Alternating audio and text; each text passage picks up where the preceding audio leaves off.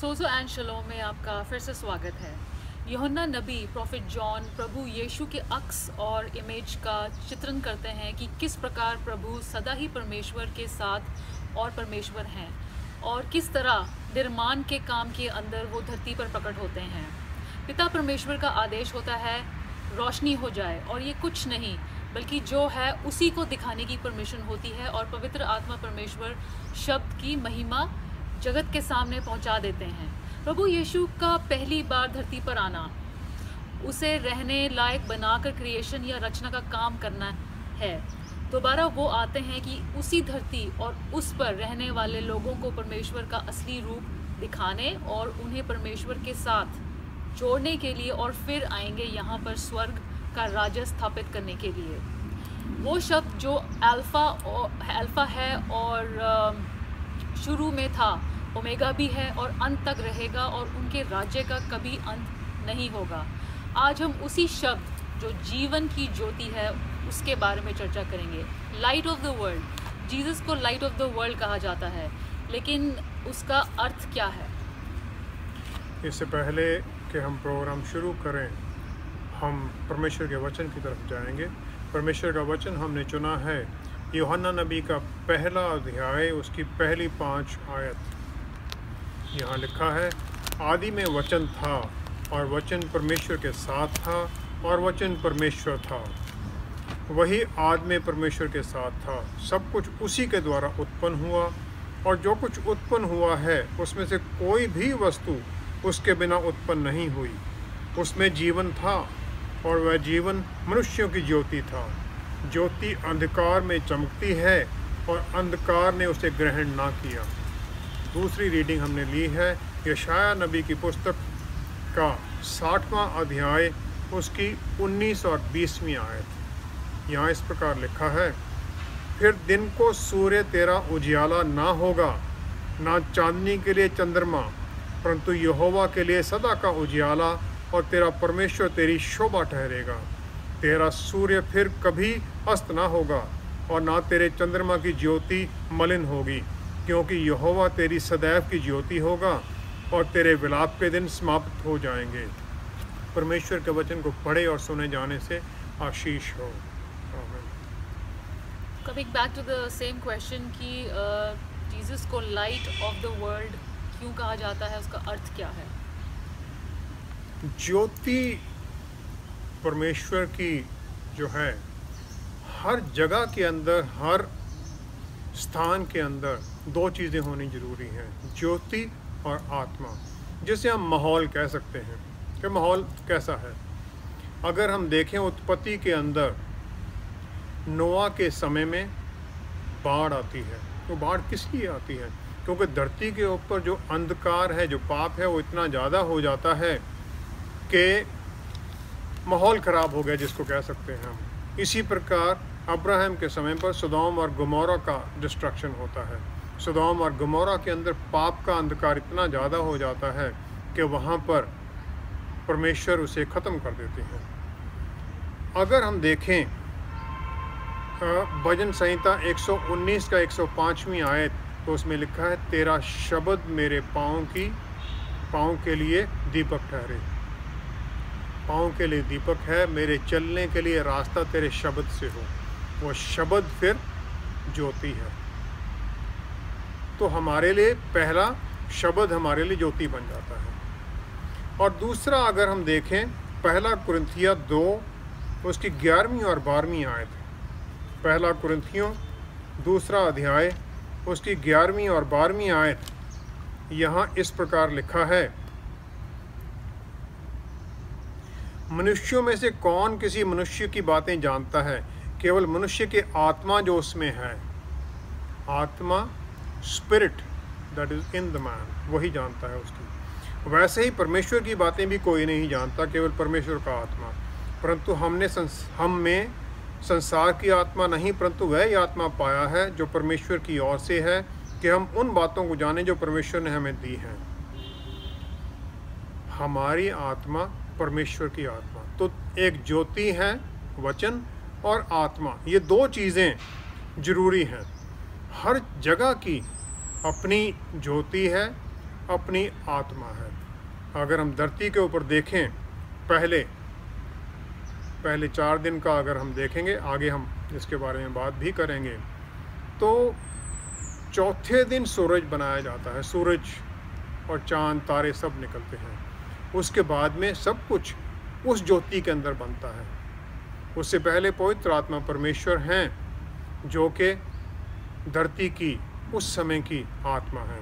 अगर हम स्वर्ग में देखें, स्वर्ग में परमेश्वर की ज्योति है, परमेश्वर की आत्मा है।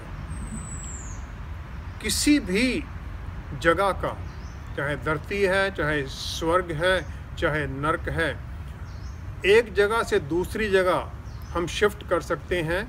ऊपर से नीचे जाना बहुत आसान है। इंसान ने पाप किया, नरक की आत्मा में घुस गया। लेकिन अगर हमें स्वर्ग में जाना है, स्वर्ग के लिए आशीष हासिल करनी है, तो स्वर्ग की जो ज्योति है, स्वर्ग की आत्मा है, वही हमें उसमें ले जा सकती है। नरक से हमें स्वर्ग की आत्मा ही निकाल सकती है, और वो स्वर्ग की आत्मा जब आती है हमारे अंदर, तो हमारा नया जन्म होता है। इसी को ही हम जीवन की ज्योति कहते हैं, धरती की ज्योति, इस संसार की ज्योति कहते हैं। संसार की ज्योति सूरज और चांद की रोशनी है इस समय हर जन के ऊपर, और संसार की एक आत्मा है जो कि संसार के कार्यों के अनुसार है। अभी इस समय हर आदमी के ऊपर अंधघोर की आत्मा है, सिर्फ विश्वासी लोगों के ऊपर पवित्र आत्मा परमेश्वर उनके अंदर है, और उनके ऊपर प्रभु यीशु की ज्योति है, ताकि हम नई सृष्टि, नए बनाए गए हैं। प्रभु यीशु यूहन्ना 8:12 में कहते हैं कि मैं जीवन की ज्योति हूँ। इसका हमारे लिए क्या मतलब है, इसका अर्थ क्या है? अगर हम यूहन्ना 8:12 में देखें क्या लिखा है, यीशु ने फिर लोगों से कहा, जगत की ज्योति मैं हूँ, जो मेरे पीछे हो लेगा वह अंधकार में ना चलेगा, परंतु जीवन की ज्योति पाएगा। जो ज्योति शब्द है, उसके लिए ग्रीक शब्द जो इस्तेमाल किया गया है वो है फोस, PHOS। इसका असली मतलब है मैनिफेस्ट, रिवील, दिखाना, प्रकट करना। ज्योति को प्रकट करना, जैसे किरणें निकल रही हों, किरणों की तरह, ये है इसका असली मकसद। तो प्रभु यीशु ज्योति प्रकट कर रहे हैं किरणों के द्वारा। वो किरणें कौन सी हैं? उनके काम। उन्होंने 12 साल की उम्र में वो बच्चे अभी मंदिर के अंदर जो ज्ञानी लोग हैं उनके साथ वचन की बात कर रहे हैं, और सब अचंभित हो जाते हैं उनके ज्ञान को देखकर वचन के बारे में। फिर वो चमत्कार करते हैं, 5000 7000 लोगों को खाना खिलाया जाता है, अंधे लोगों को रोशनी मिलती है, मुर्दा जिंदा हो जाते हैं, लंगड़े चलते हैं, और इस प्रकार अनेक तरह के वो चमत्कार करते हैं।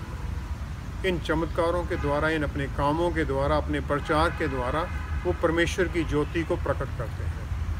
और अगर हम प्रभु यीशु की प्रार्थना 17 यूहन्ना के अंदर देखें, तो उसमें लिखा है, यूहन्ना 17 की 4 और 5वीं आयत, तो वहाँ वो प्रार्थना करते हैं और कहते हैं, जो कार्य तूने मुझे करने को दिया था उसे पूरा करके मैंने पृथ्वी पर तेरी महिमा की है। पिता परमेश्वर के सामने ये प्रेयर है। अब हे पिता, तू अपने साथ मेरी महिमा उस महिमा से कर जो जगत की सृष्टि से पहले मेरी तेरे साथ थी। जगत की सृष्टि से पहले प्रभु यीशु की महिमा, उसकी ग्लोरी परमेश्वर के साथ थी। जब उत्पत्ति के पहले अध्याय की 3री आयत में ये आदेश होता है, रोशनी हो जाए, तो रोशनी हो जाए का मतलब है लेट देयर बी लाइट। इसका मतलब है एक परमिशन दी गई है, divine permission is given by God, let the light be revealed. कोई क्रिएशन नहीं है यहाँ पर लाइट की, रेवलेशन है। वो रेवलेशन है प्रभु यीशु की वो महिमा की ज्योति जो प्रकट होती है, क्योंकि वचन के अंदर लिखा गया उनके द्वारा सब कुछ बनाया गया। तो वो पहले प्रभु यीशु उत्पत्ति के पहले अध्याय के 3री आयत में प्रकट होते हैं। और उनकी ज्योति के अंदर सब कुछ बनाया जा रहा है। वो क्रिएटर हैं और वो सबसे पहला काम करते हैं कि जो प्रेजेंट स्टेट है उसे ज़ाहिर कर देते हैं। प्रेजेंट स्टेट उस समय धरती की थी, अंधकार के अंदर, वॉइड, बगैर शेप के। इसी प्रकार वो हमारे अंदर जब आते हैं तो हमारी भी जो प्रेजेंट स्टेट है वो दिखा देते हैं, पाप से भरी हुई, किस प्रकार हम अंधकार में हैं और हमें ज़रूरत है एक किसी और शक्ति की जो हमें उस अंधकार से निकाल सके। चौथे दिन फिर सूरज, चांद और तारे बनाए जाते हैं और उनकी रोशनी शुरू हो जाती है। जैसे पहले हमने बात की थी, फिर धरती के अंदर परमेश्वर की ज्योति का जो कार्य था वो पहले 4 दिन होता है, उसकी ज्योति में जो बनाया जाता है। उसके बाद में सूरज और चांद की रोशनी के अंदर बनाया जा रहा है और परमेश्वर की महिमा की जो ज्योति है उसे आर्टिफिशियल जो ये क्रिएटेड लाइट्स हैं इनसे बदल दिया जाता है। इस लाइट का फिज़िकल मतलब भी है कि रोशनी सब जगह हो गई, और इस लाइट का थियोलॉजिकल मतलब भी है। फिज़िकल है कि उसके अंदर काम शुरू होता है, थियोलॉजिकल है कि वो परमेश्वर की महिमा को जाहिर करता है। तो प्रभु यीशु जो 8:12 में कहते हैं मैं जीवन की ज्योति हूँ, मैं जगत की ज्योति हूँ, तो वहाँ से वो प्रकट होती है जगत की ज्योति और उसमें ये कार्य शुरू हो जाते हैं। तो जो पहले 4 दिन के काम हैं जो प्रभु यीशु की महिमा की रोशनी में हुए, उनमें और अगले 2 दिन के कामों में क्या भिन्नता है? What is the difference? जैसे हमने पहले ही बात की थी, जीवन के लिए 2 चीज़ें ज़रूरी हैं, रोशनी और आत्मा। जब उत्पत्ति के पहले अध्याय की पहली 2 आयतों में धरती के बारे में चित्रण किया जाता है तो धरती बेडौल है, अंधकार से भरी हुई है। उस अंधकार के अंदर किसी भी तरह का जीवन पॉसिबल नहीं है। तो उस समय आदेश होता है परमेश्वर की तरफ से रोशनी हो जाए, डिवाइन परमिशन। ये कोई नया क्रिएशन नहीं है, जो एग्जिस्टिंग है उसे प्रकट करने का परमिशन है। एग्जिस्टिंग क्या है? एग्जिस्टिंग है प्रभु यीशु की वो महिमा जो आदि काल से परमेश्वर के साथ है, और प्रभु यीशु धरती के ऊपर क्रिएटर के रूप में उस समय प्रकट होते हैं और उनकी महिमा की रोशनी के साथ पूरी धरती रोशना जाती है, पूरी धरती पर रोशनी हो जाती है। और परमेश्वर का आत्मा पहले ही धरती पर था, तो ये दोनों रोशनी और आत्मा इकट्ठे हो जाते हैं और इसके ऊपर फिर काम शुरू होता है क्रिएशन का। और धरती के ऊपर उसके बाद में सनलाइट, चौथे दिन सूरज और चांद की रोशनी, सितारे बनाए जाते हैं, तो धरती पर फिर वो रोशनी आ जाती है। और वो उस रोशनी के अंदर जब इंसान पाप करता है तो वो फॉलन नेचर में चला जाता है, पवित्र आत्मा से अलग हो जाता है, और स्पिरिट जो है, इंसान की स्पिरिट जो उस धरती के ऊपर फॉलन स्पिरिट है, वो और आर्टिफिशियल लाइट ये दोनों रह जाते हैं। फॉलन स्टेट आ गया। अभी हम बात करें नरक के अंदर, जहाँ पर के जो फॉलन एंजल्स हैं जहाँ उनको डाला गया है।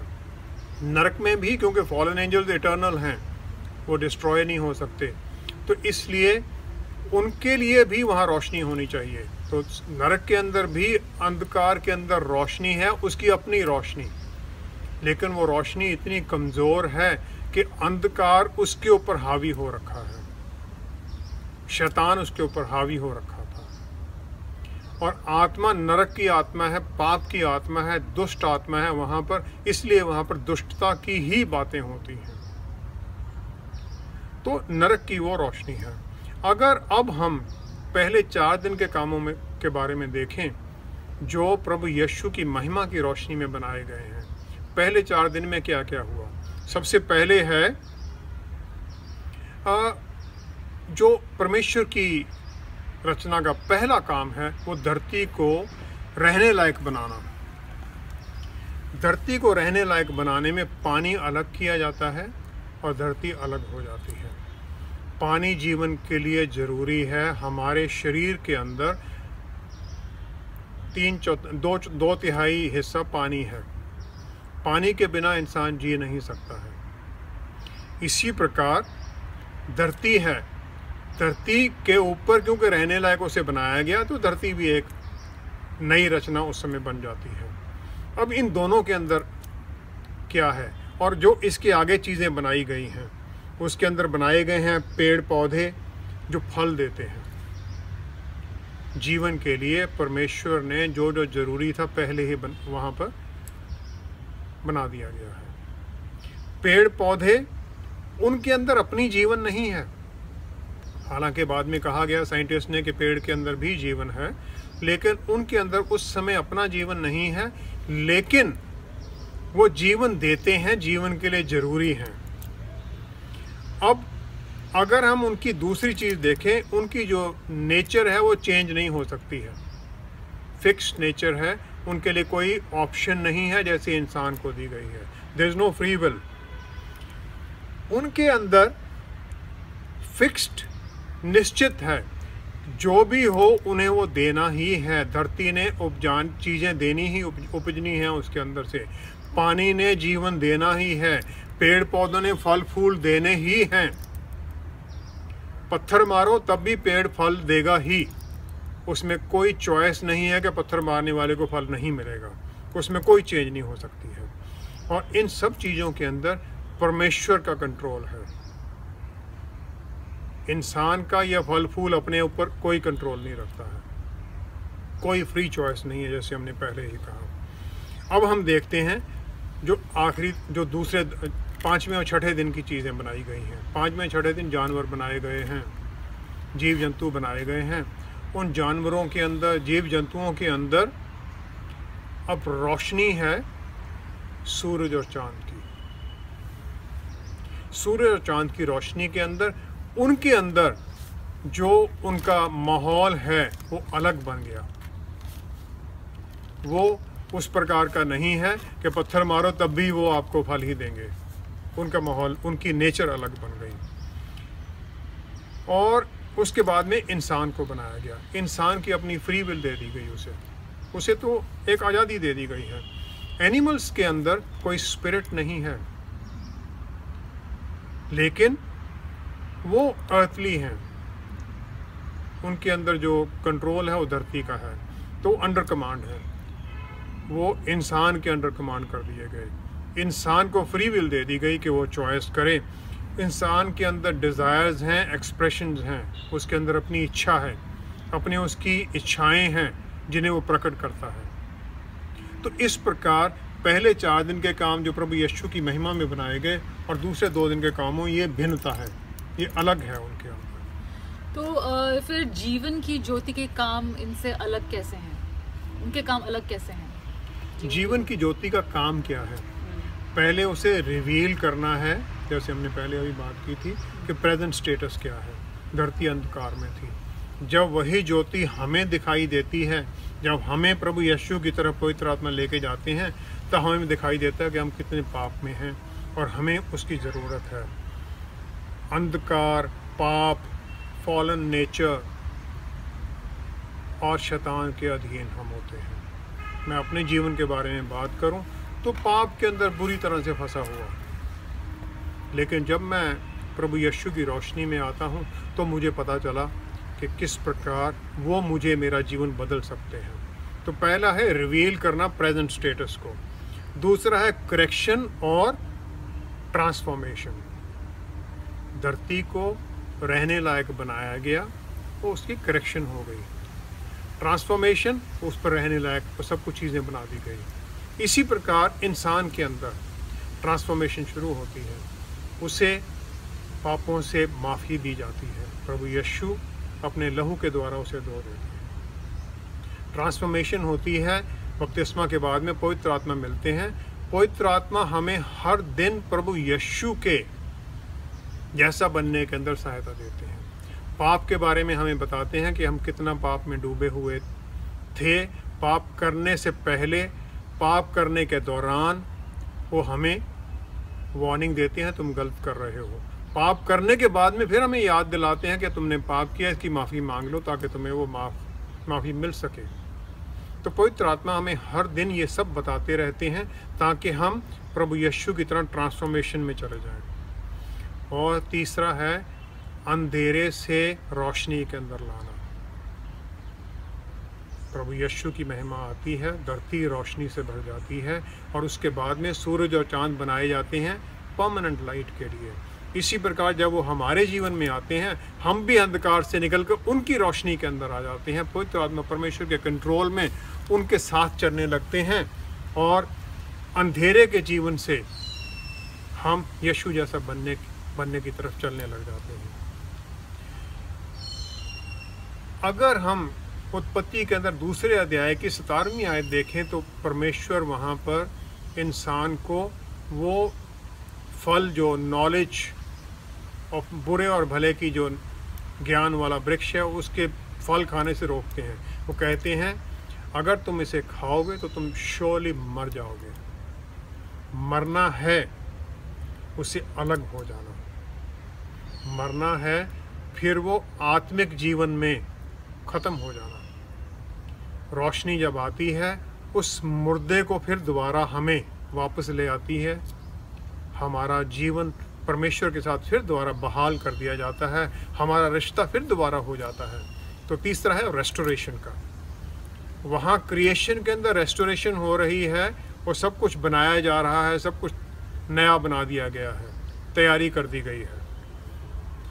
और रोशनी जो है वो सोर्स जरूर प्रकट करती है कि किस सोर्स की रोशनी है। प्रभु यीशु बार बार ये कहते हैं मैं अपने आप में कुछ भी नहीं कर सकता, ना मैं करता हूँ, मैं वही करता हूँ जो मेरा पिता मुझे कहता है। जो पिता परमेश्वर की तरफ से आदेश होता है मैं वही करता हूँ। तो वो बार बार ये रिवील करते हैं कि मेरा अपना नहीं है, जो पिता कहते हैं वो मेरे सोर्स हैं मेरी शक्ति के। इसी प्रकार जब हम प्रभु यीशु के अंदर चलने लग जाते हैं तो हम भी उनकी रोशनी को प्रकट करते हैं दूसरे लोगों के सामने, वचन को प्रकट करते हैं दूसरों के सामने जो अंधकार में है, ताकि वो भी रोशनी में आ सकें। इस प्रकार रोशनी हमें ट्रांसफॉर्मेशन की उस स्टेज में पहुंचा देती है। चौथा है कॉन्टिन्यूटी ऑफ लाइफ। जीवन इटर्नल बनाया गया है, इंसान को भी इटर्नल बनाया गया है। उसकी आत्मा मरती नहीं है, शरीर उसे एक घर दिया गया है। शरीर के ख़त्म होने के बाद में आत्मा के दो ही जगह हैं, या तो वो स्वर्ग में जाएगी परमेश्वर के पास, या नर्क में जाएगी शैतान के अंदर। जो प्रभु यीशु में आ गए हैं, रोशनी में आ गए हैं, वो स्वर्ग में जाएंगे, दूसरे नर्क में जाएंगे। तो नर्क वो अलग हो जाना ही नर्क हो जाता है। और जब हम प्रभु यीशु के साथ जुड़ते हैं तो कंटिन्यूटी शुरू हो जाती है, जीवन की वो एक कंटिन्यूस शुरू हो जाता है। इसी प्रकार धरती के ऊपर वो सूरज और चांद तारे बनाकर कंटिन्यूटी ऑफ लाइफ देते हैं। धरती पर भी वहाँ रेस्टोरेशन हुई, कंटिन्यूटी ऑफ लाइफ शुरू हो गई सूरज और चांद के साथ, और यहाँ पर भी हमारे अंदर भी पवित्र आत्मा के द्वारा वो कंटिन्यूटी ऑफ लाइफ शुरू हो जाती है। तो इस प्रकार जीवन की ज्योति इस प्रकार अलग कर देती है, उसके ये अलग काम हैं जो हमारे जीवन में काम करते हैं, जो हमारे जीवन को भिन्नता की तरफ लेके जाते हैं। क्योंकि हम क्रिश्चियन होते हुए क्राइस्ट जैसे हैं, तो हमारे अंदर दूसरे लोगों के बनिस्बत थोड़ी भिन्नता हो जाती है। मेरे एक दोस्त हैं लुधियाना में, कर्नल, एक निटिंग फैक्ट्री के अंदर CEO हैं, वो चीफ एग्जीक्यूटिव ऑफिसर। उनके मालिक ने उन्हें बता रखा है, वो क्रिश्चियन हैं, विश्वासी हैं, तो उनके मालिक ने उन्हें बता रखा है जितने एम्प्लॉय आपने रखने हैं क्रिश्चियन रखो, क्योंकि वो विश्वास लायक होते हैं, उन पर यकीन किया जा सकता है, वो ईमानदारी से काम करते हैं। जब आत्मा और रोशनी प्रभु यीशु की हमारे अंदर आती है तो हम भिन्न हो जाते हैं, वो भिन्नता हमारे अंदर आती है, यही उसकी रोशनी का काम है। ये तो हो गई भिन्नता के बारे में। तो प्रभु यीशु अपने आप को जीवन की ज्योति क्यों कहते हैं? पौलुस रसूल रोमियो की जो पत्री है उसके 11वें अध्याय की 36वीं आयत में कहते हैं, क्योंकि उसी की ओर से और उसी के द्वारा और उसी के लिए सब कुछ है। उसी की ओर से, उसी के द्वारा और उसी के लिए सब कुछ है। उसी ने सब कुछ बनाया, प्रभु यीशु ने, उसके लिए ही सब कुछ है। और अगर हम देखें, इसकी पुष्टि होती है यूहन्ना के पहले ही अध्याय की 3री आयत में। सब कुछ उसी के द्वारा उत्पन्न हुआ और जो कुछ उत्पन्न हुआ है उसमें से कोई भी वस्तु उसके बिना उत्पन्न नहीं हुई है। प्रभु यीशु परमेश्वर का वचन है, वो वचन जो देहधारी हुआ और हमारे साथ रहा। उसकी महिमा हम सब ने देखी। तो जैसे हमने अभी देखा था, 3 तरह के काम हैं उस रोशनी के। पहला है रेवलेटरी, सेल्फ, अपने बारे में बताना, हम कहते हैं, और हमें रोशनी की तरफ लेके जाना। दूसरा है क्रिएटिव, धरती पर सब कुछ बनाया गया और इसी प्रकार वो करते हैं हमारे जीवन के अंदर नया जन्म देना हमें, और नए जन्म के अंदर हमें नए जीवन की तरफ लेके जाना, परमेश्वर के साथ दोबारा जोड़ देना। तीसरा है सस्टेनेंस। सस्टेनेंस धरती पर होती है सूरज और चांद बनाकर, और हमारे अंदर पवित्र आत्मा परमेश्वर देकर, उनकी ज्योति फिर हमारे अंदर पवित्र आत्मा परमेश्वर के द्वारा काम करती है, और फिर हमारे अंदर वो सस्टेनेंस, हमारा जीवन चलता रहता है। चौथा है, इसके अंदर फिर वो किस प्रकार हमें बचाते हैं। पहला स्टेप इस चौथे के अंदर है हमारे पापों की माफ़ी मिलना। अगर हम देखें भजन संहिता 103 की 12वीं आयत, तो उसमें लिखा है हमारे पापों को वो पूर्व से पश्चिम जितनी दूर है उतनी दूर पहुंचा देते हैं। कभी याद नहीं करते फिर हमारे पापों को माफ़ करने के बाद। दूसरा है, हमें रॉयल प्रीस्टहुड दिया गया, बना दिया गया, फिर हमें वो परमेश्वर के पवित्र महापवित्र जगह पर पहुंचने के लिए, पत्रस कहते हैं, पहला पत्रस 2 अध्याय की 9वीं आयत में, पर तुम एक चुना हुआ वंश और राज पदधारी याजकों का समाज और पवित्र लोग और परमेश्वर की निज प्रजा हो, इसलिए कि जिसने तुम्हें अंधकार में से अपनी अद्भुत ज्योति में बुलाया है उसके गुण प्रकट करो। तो हमें फिर नया रूप मिलने के बाद में हम महापवित्र स्थान में जाने लायक हम याजक बन जाते हैं। तीसरा फिर उससे हो जाता है हमारा इटर्नल यूनियन परमेश्वर के साथ। प्रभु यीशु यूहन्ना 14 की 23वीं आयत में कहते हैं, मेरे पिता के घर में बहुत मैंशन हैं, मैं वहाँ जाता हूँ तुम्हारे लिए घर बनाने के लिए, और वो घर बनाकर मैं तुम्हें लेने भी आऊँगा अगर तुम मेरे साथ खड़ा रहो। तो हमारे लिए फिर रेवलेशन 3:12 में जैसे लिखा गया है, जो जय पाएगा वो परमेश्वर के घर के अंदर, उसके मंदिर के अंदर एक पिलर बन जाएगा। पिलर जो सदा के लिए है, जिसके लिए आशीष की जगह है। तब हम उस स्थिति में पहुंच जाते हैं, permanent place of residence with God, eternal residence, eternal life with God.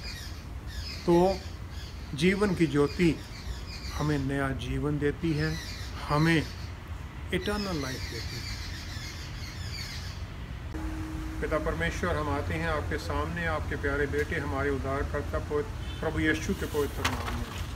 हमें दीजिए वो कान जो आपके वचन को सुन सकें, वो आँखें जो आपकी रोशनी में चलें। प्रभु यीशु, हमें दीजिए वो इच्छा जो आपकी इच्छा के अनुसार काम करे, और हमारे अंदर वो ज्योति भर दीजिए कि आपकी ज्योति हमारे अंदर प्रकट हो, और जो अंधकार में हैं हम उन्हें भी आपकी ज्योति में ला सकें। प्रभु यीशु, हमें अंधकार के ऊपर जय पाने की शक्ति आपने दी है, वो शक्ति हमारे अंदर और भी पूरे जोर से प्रकट हो। जो नया साल शुरू हुआ है, इस पूरे साल के अंदर हम सब के अंदर जो इस सोदो एंड शलोम परिवार के साथ जुड़े हैं, आपके कामों में करने की, आपके कामों में चलने की शक्ति प्रबल तरीके से प्रकट हो। आपके नाम की महिमा हो। ये सब कुछ हम मांगते और ग्रहण करते हैं हमारे उद्धारकर्ता प्रभु यीशु के पवित्र नाम में। आमीन। आमीन।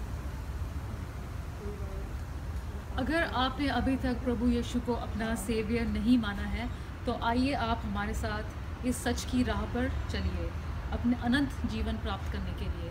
Thank you for watching. हमें कॉल करें, ईमेल करें, और आप अगर चाहें तो आप हमें सपोर्ट भी कर सकते हैं। उसके लिए आप हमारे वेबसाइट भी जा सकते हैं www.sozoandshalom.com पर। Hope you have a great weekend. Thank you so much for watching. शलोम।